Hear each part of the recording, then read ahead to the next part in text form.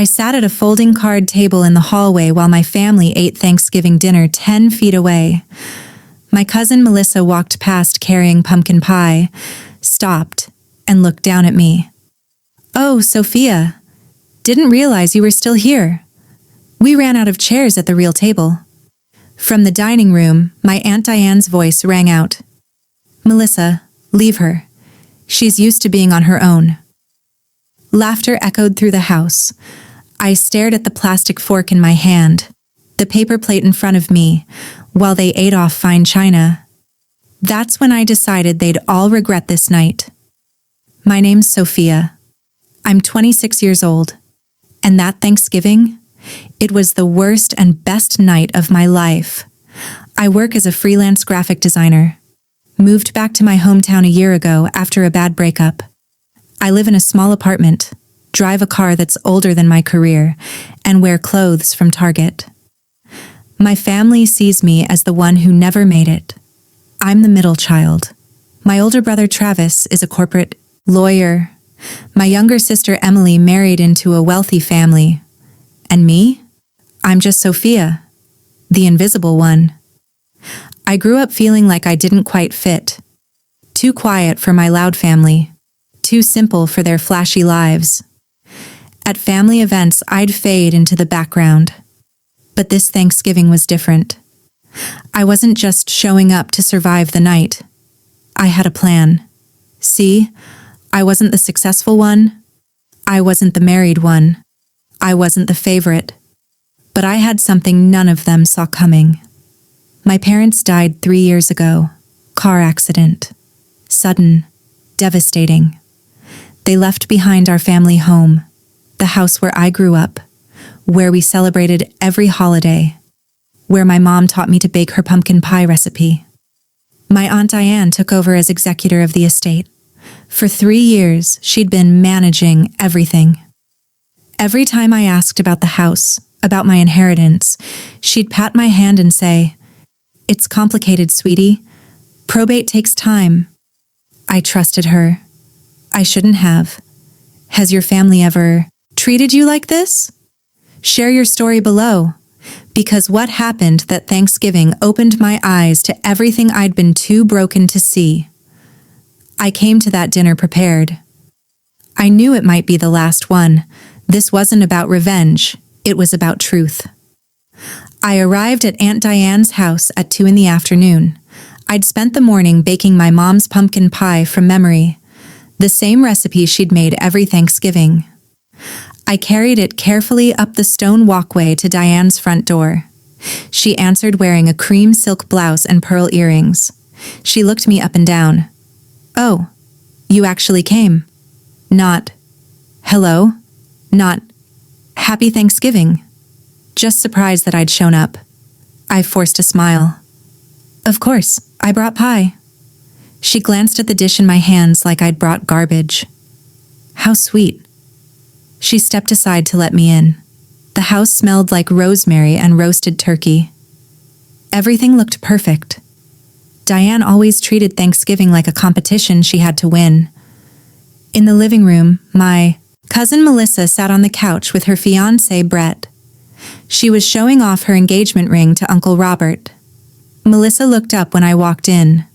"Sophia, oh my God, you have to see this." She thrust her hand toward me. The diamond was huge. Aunt Diane spent $3,000 on the china set for today. Isn't it gorgeous? I looked at the table in the dining room. Every plate, every glass, every fork gleamed. "It's beautiful," I said. I walked toward the kitchen to set down my pie. Aunt Diane intercepted me at the dessert table.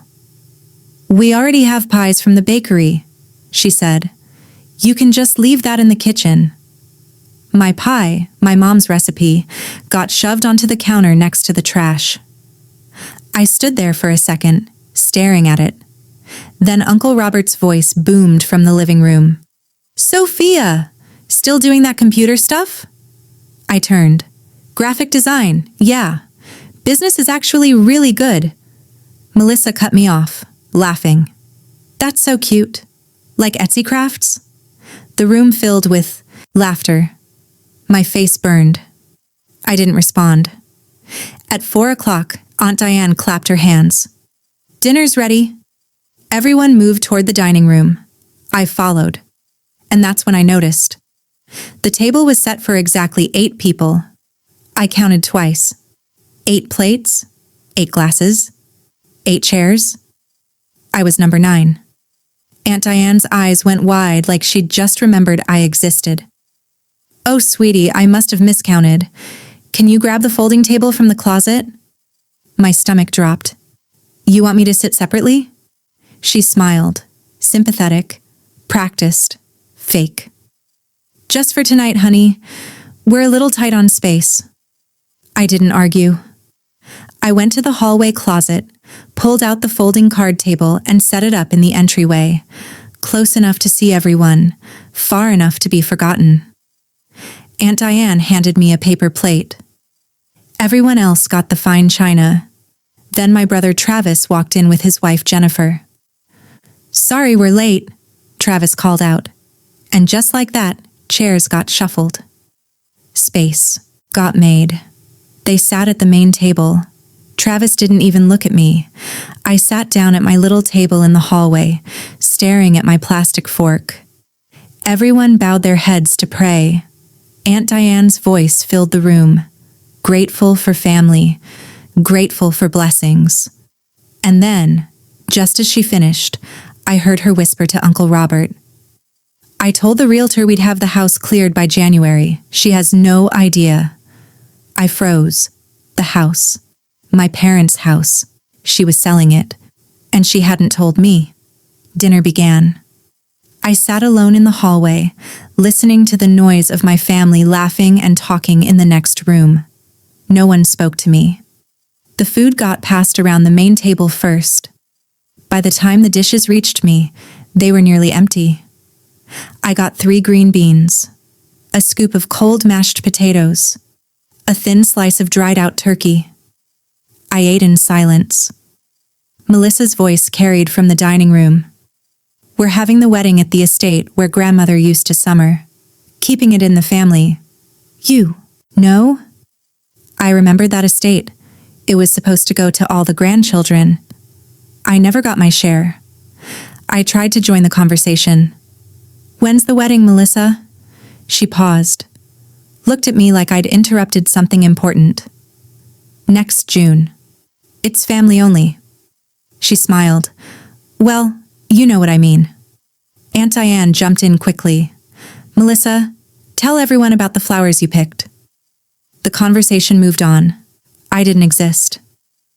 After dinner, everyone moved to the living room. Uncle Robert pulled out old photo albums. He flipped through pictures of my parents, my mom's smile, my dad's laugh. "They'd be so proud of Travis's success," Robert said. "Partner at his firm already. Incredible." He turned the page, showed more photos, didn't mention me once. Melissa's fiancé Brett looked over at me. "What about Sophia? What would they think of her?" The room went silent. I felt every pair of eyes on me. Aunt Diane's face shifted into this expression of practiced sympathy. They'd want her to be stable, settled. She sighed. "They worried, you know." My chest tightened. "What are you talking about?"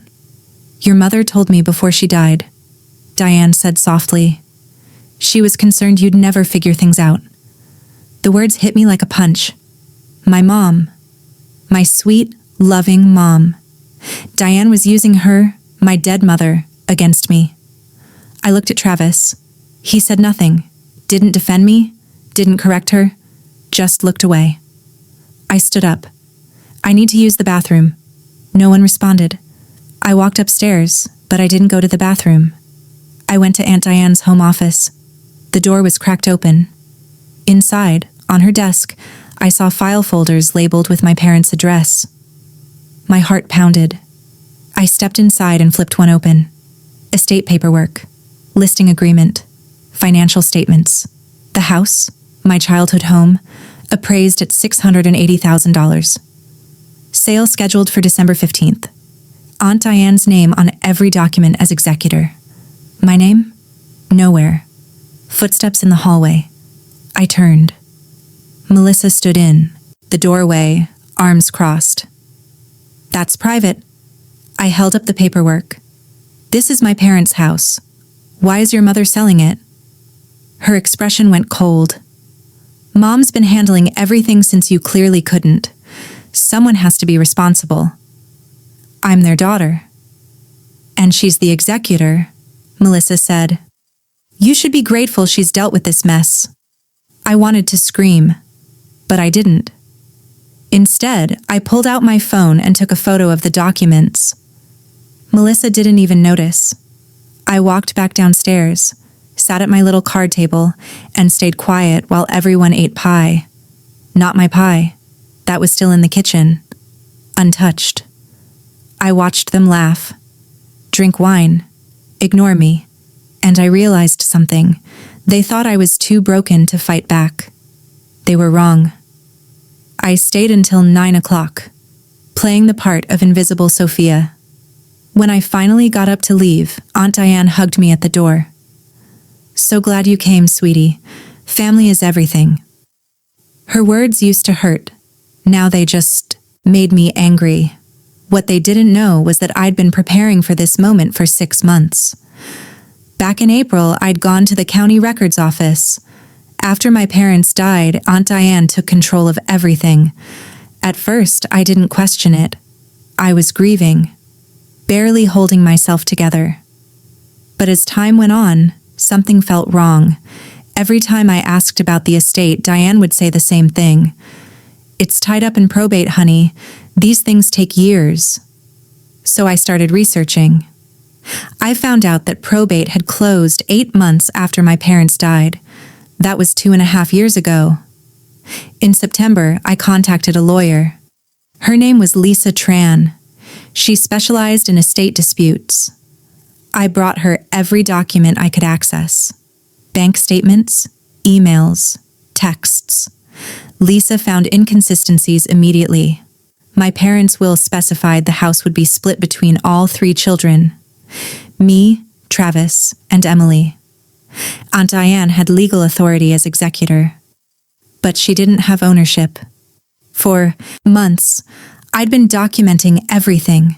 Emails from Diane deflecting my questions, bank statements from the estate account that I'd requested through legal channels, text messages from Melissa bragging about Mom's new investment property. The photo I took on Thanksgiving night? That was the final piece. Proof of an unauthorized sale. See, my graphic design work wasn't just logos and websites. I did contracts, legal documentation. I knew how to read fine print. And my business? I made $78,000 last year. More than anyone in my family knew. I'd been playing poor, driving my old car, dressing down. I let them underestimate me. Now I had 1 week to stop the sale, and I wasn't going to do it quietly. Monday morning after Thanksgiving, I met Lisa at a coffee shop downtown. She was in her 40s, sharp-eyed, no nonsense.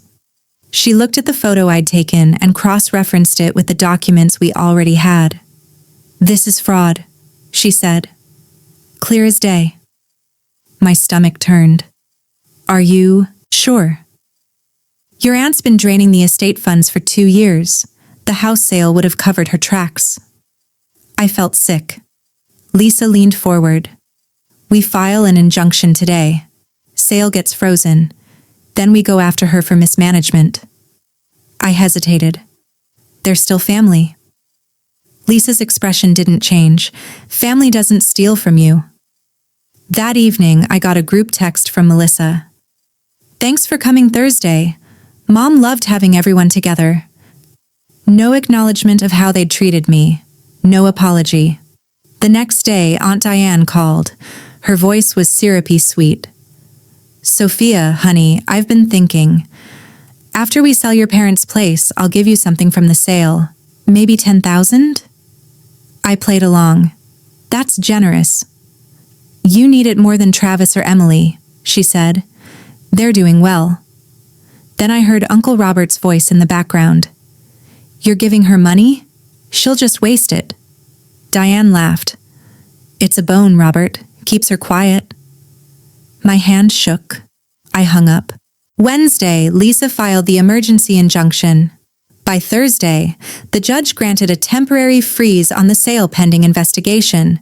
The realtor got the notification and called Aunt Diane. I knew the bomb was about to drop. Friday morning, my phone rang. Aunt Diane's name flashed on the screen. I answered. "What did you do?" Her voice shook with rage. I stayed calm. "I protected my inheritance." "You ungrateful little... After everything I've done for you."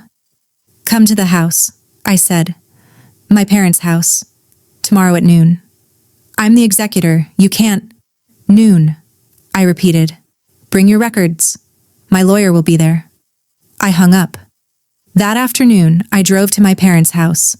I still had a key. Inside, the rooms were almost empty. Aunt Diane had been clearing it out. I found trash bags in the corner of the living room. Inside, family photos, pictures of me and my mom, me and my dad, holidays, birthdays, thrown away like garbage. I sat in my childhood kitchen and waited for tomorrow. They were about to learn who I really was. Saturday at noon, I unlocked the front door of my parents' house. Lisa was already inside, setting up at the dining room table. Documents, files, bank statements, everything spread out like evidence at a trial. At 12:15, Aunt Diane's car pulled into the driveway. She came in with Uncle Robert and Melissa. Travis didn't show. He had plans. Diane stormed in, face red. "This is harassment. I'm calling my lawyer." Lisa didn't even look up. "Please do. We'll wait." They didn't call. I stood at the head of the table. My table now. "For 3 years, you told me probate was delayed," I said. "It closed in month 6. Diane's jaw tightened. "Probate is complicated. You withdrew $42,000 from the estate account. Want to explain where it went?" Melissa jumped in. "Mom was paying bills for the house." Lisa slid a paper across the table. "Property taxes, $4,000. Utilities, $800. The rest?" Silence. Uncle Robert crossed his arms. "You can't prove anything." I pulled out a folder. Inside, receipts. "Your kitchen renovation," I said. "Paid from the estate account, $15,000. I slid another page across. "Cruise to Alaska, $8,000. Another. "Melissa's engagement ring, $12,000. Melissa's face went white. "That ring was a gift." "Funded with my inheritance," I said. Aunt Diane stood up, shaking. "I took care of everything while you fell apart. You were a mess. I was grieving. You couldn't handle it. Someone had to step up. You stole from me. I managed. You stole from your dead sister's daughter." My voice echoed through the empty house. The room went silent. Uncle Robert tried a different approach. "Sophia, be reasonable. Your aunt made some mistakes, but this'll destroy the family. You destroyed it when you put me in the hallway on Thanksgiving." Melissa's voice was small. "That was just... We didn't have room. You made room for Travis." Lisa spoke up. "Here's what happens now. Ms. Sophia receives her full third of the estate, $226,000 plus damages." Aunt Diane went pale. Lisa continued.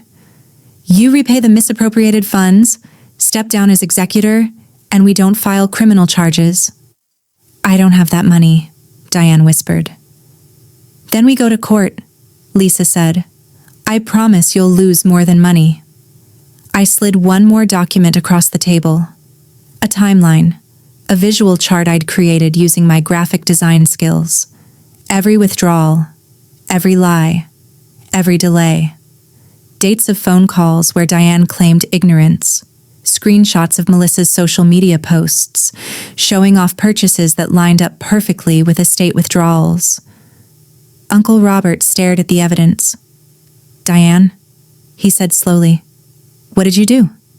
She crumbled, started crying. I was going to pay it back. After the sale. I didn't flinch. You were going to give me $10,000 of my own money and keep the rest. Diane kept crying. It was a manipulation tactic.